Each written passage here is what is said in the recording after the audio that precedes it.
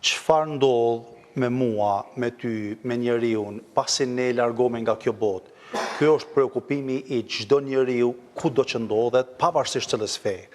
Dhe prandaj fetë ndryshme janë përpjekur me i dhanë përgjigje kësaj pyetje. Por unë mendoj që është pak e rëndësishme çfarë ne mendojmë, është shumë e rëndësishme me e kuptu ne konceptin e parajsës qysh në fillim. Tani, në fillim, Biblia thotë se Perëndia kishte kriju qiellin dhe tokën.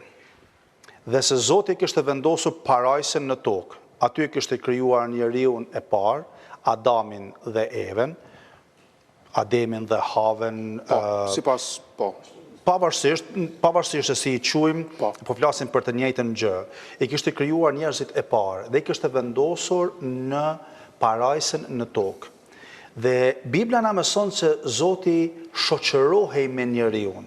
Pra ishte vendi i përkryer, ishte vendi i përsosur, ishte vendi ku nuk kishte mëkat, që në të vërtetë është vetë parajsa, vendi ku nuk dëpërton mëkati, është vendi i shenjtërisë ku Zoti e ka të ndëjturin e vet, e ka qëndrimin e vet, është froni, është prania e tij, dhe aty nuk ka errësirë, sepse në Zotin nuk ka errësirë. Dhe rrjedhimisht Zoti kishte lejuar që t'jetoj me njeriun qenien e përkryer që e kishte krijuar vet dhe me cilin shoqërohej, me cilin ishte i kënaqur. Njeriu fatkeqësisht u rebelua, bëri pikërisht atë gjën që Zoti kishte porositur që të mos e bëj. Dhe ishte rebeluar dhe si pasojë e kësaj erdhi mëkati në tokë dhe si pasoj u bë ndarja në mes të njeriut dhe Perëndis. Dhe ky hendeku i krijuar, kjo ndarje e njeriut dhe Perëndis, është pjesa ku tani njeriu nuk ka më qasje tek froni i Zotit, nuk ka qasje më tek shenjtëria. Biblia thotë të gjithë mëkatuan dhe u privuan nga lavdia e Zotit. Pra kjo lavdia e Zotit ku Perëndia jetonte me njeriun, u shkëput dhe nuk ekziston të ma.